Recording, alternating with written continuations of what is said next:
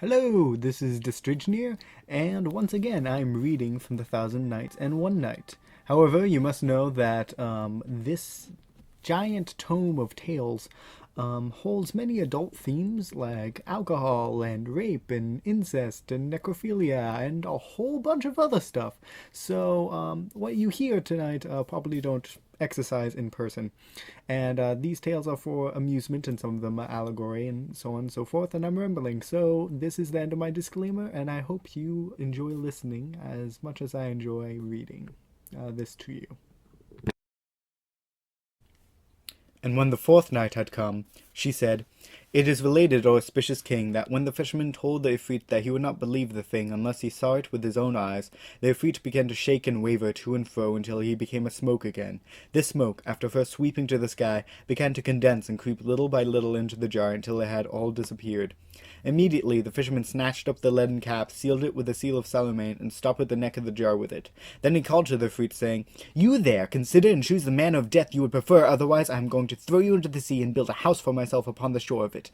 I will prevent anyone from fishing by saying, an Ifrit is in the water there. If anyone pulls him out, he will give them a choice of death as a reward.' When the Ifrit heard the jeers of the fisherman, he tried to get out, but could not, and he felt that he was fastened down again with the seal of Salome above him. That seal no genie might prevail against. Feeling also that the fisherman was carrying him down to the sea, he called out, 'No, no, no, I say!' To which the fisherman only answered, 'Yes, yes, yes!' So the genie began to smooth his words and ask humbly what was to be done with him. 'I'm going to throw you into the sea,' said the fisherman. 800 years you have lain there, and I shall see to it that you will lie there until the judgment day. Did not I beg you to spare me, that Allah might spare you, not to slay me, that Allah might not slay you not? But you spurn my prayer, and use me wickedly. Therefore Allah has delivered you into my hands, and I have bested you.' Then wailed the Ifrit, 'Open the jar, and I will heap benefits upon you.' 'You lie, O thing of treachery,' answered the fisherman. 'It is between you and me as it passed between the vizier of King Yunan and Rayan the doctor.' 'What passed between the vizier of King Yunan and Rayan the doctor?' asked the Ifrit. 'What tale is this?' 'The tale of the vizier of King Yunan and Rayan the doctor.' The fisherman said, 'O Ifrit, there was, in the tide and show of ancient time, the passage of the age and of the moment, a king called Yunan in the city of Fars in the land of Roum. He was a rich and powerful king, master of armies, strong in his ways, and allied with many a royal house. But his body was marred by a leprosy which baffled every doctor and every learned man. Drugs, pellets, and ointments were of no avail, and no physician could find out a cure for it. Now one day an old and famous doctor, whose name was Rayan, came to King Yunan's city. He had read books written in Greek, Persian, Latin, Arabic, and Syriac. He had studied the craft of medicine and of the stars, and knew the principles and rules of each, their good and ill effects. Also he knew the virtues of all plants and of all the herbs, both fresh and dry, their good and ill effects. Moreover, he had studied philosophy and all the sciences of healing and other sciences. When this doctor had come into the city and stayed there some days, he heard of the leprosy with which Allah had seen good to plague the body of the king, and of the utter unsuccess which all the doctors and sages had met in their treatment. Hearing these things, the doctor pondered for a night, but when he woke at morning, when light shone high, and Allah's bountiful jewel, the bright sun, kissed all the earth, he clothed himself in his richest garments and entered the king's palace. Kissing the earth between King Yunan's hands, he called down upon him power and pride everlasting, and the richest blessing of Allah. After this he told him who he was, and said, 'My lord, I have been told of the evil which has eaten into your body, and that no physician may find a way to remove it. So I have come to cure you, nor will I give you any drug to drink in my cure, nor salve to rub upon you.' 'How will you do that?' asked King Yunan in astonishment. 'For as Allah lives, if you cure me, I will enrich you, and the sons of your sons after you. I will grant you wishes and realize them for you, and you shall be my cupman and my friend.' Then the king gave him a fair robe and other gifts, and asked again, 'Is it really true that you will cure this ill of mine without drugs or salves?' 'Indeed it is true,' the other answered. 'Also the cure shall be without weariness or pain.' Then the king, being even more astonished, asked eagerly, 'Great doctor, what day, what hour shall this thing come to pass? Make haste with it, my child.' 'I hear and I obey,' said the other. 'It shall be tomorrow.' Rayan went down of the palace, and hiring a house, filled it with his books, his cures, and aromatic plants. Then he made extracts of his drugs and simples, and, carving a short, curved, hollow mallet, placed them inside, and then fitted a handle. Also he made a ball as skilfully as able. The next day, when his labors were completed, he went up to the palace and kissed the earth between the king's hands. Then he prescribed to the king that he should ride on his horse to the maiden, the polo ground, and exercise there with the mallet and the ball. The king went there, accompanied by his emirs, chamberlains, viziers, and the chiefs of his kingdom, and was met at the Maidan by Rayan, the doctor, who gave him the mallet, saying, "Take this mallet and grip it in this way. Then strike the ball as hard as you can. Go on doing this until both your palm and all your body sweat. In this way, my cure will go through into your palm and travel throughout all your body. When you have sweated and the cure has had time to work, return to your palace and go at once to bathe at the hammam. So shall you be cured, and in the meantime, peace be with you." Then King Yunnan took the mallet, gripped it closely, and, when his chosen cavaliers had mounted their horses and set the ball in motion, began to gallop after it, come up with it, hit it forward as hard as he could, and gallop after it again.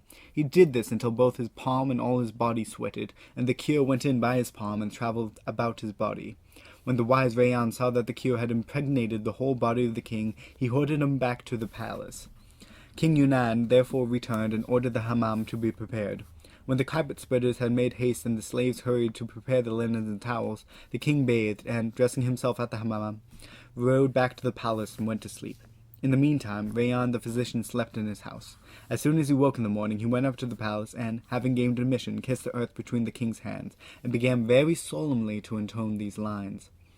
"O chosen father of the sweet speech of kings, bright burning face that cools the red of the fire, face of young light, that shall behold undimmed time putting wrinkles in the face of time. As a cool cloud covers a parched hill, so you have covered me over with love presents, who are yourself the peak of glory's hill, destiny's darling. She can refuse you nothing." Hearing him say these verses, the king rose and threw himself upon the doctor's neck, made him sit by his side, and gave him robes of honor, magnificently worked.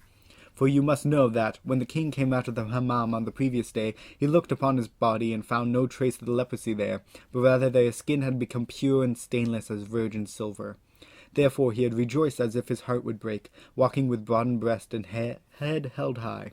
So it was that, with the coming of morning, when the king had entered the Diwan with his chamberlains and the great ones of his kingdom, and Rayan, the doctor, had presented himself, he rose hastily and made him sit by his side.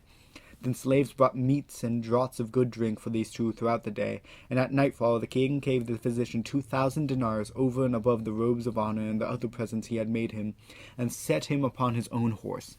In such happy fashion the physician took leave and returned to his own house. As for the king, he was continuous in his admiration for the art of this physician, and many times he said, "He has cured me from the outside of my body, not even smearing me with a salve. By Allah, so wonderful as science has he shown that the least of my duties is to overwhelm him with gifts and take him for my companion and great friend forever." And that night King Yunnan lay down to sleep in an ecstasy of joy, knowing that he was clean in body and cured of his evil. Next morning, when the king sat down upon his throne with the chiefs of the kingdom standing about him and the emirs and wazirs sitting on his right and left, he called for Rayan, who came and kissed the earth between his hands. Then the king rose as before and made the doctor sit down by him, eat with him, and gave him more robes of honor with other rich things, wishing him long life as he gave them. After, he talked with him until nightfall and gave him a further fee, 5 robes of honor and 1,000 dinars. That night also the doctor returned to his house, calling down blessings upon the king. When the sun rose the next morning, the king came down and entered the Diwan, the emirs, viziers, and chamberlains clustering about him as before. Now among the viziers there was one of repellent face and sinister expression, a cruel man of evil omen, grossly avaricious, an envious fellow, eaten out with jealousy. When this vizier saw the king raise up Rayan to sit by him and give presents to him, he became jealous and vows the fall of this good man. The proverb says, "Each man envies, the strong openly, the weak in secret."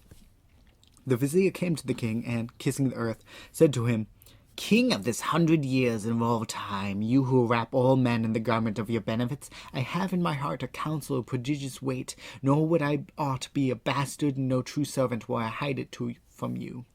Disturbed by these sinister words, the king commanded him to explain himself, and he went on, "O glorious king, the ancients had a saying, he who regards not the end and the consequence shall never thrive.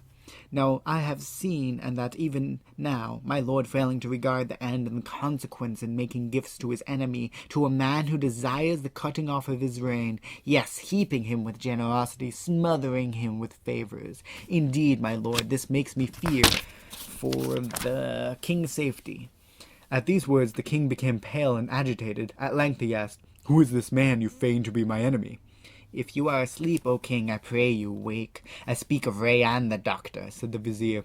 "He is my friend," answered the king angrily, "nearer to me than all men, for he gave me a thing to hold in my hand which took away my leprosy and delivered me from an evil which no other physician might touch. In this time, in this world, neither in the east nor in the west, there is not another like him. How dare you say these things of him? I tell you that from today I shall make him a salary and allowances so that he has 1,000 dinars every month.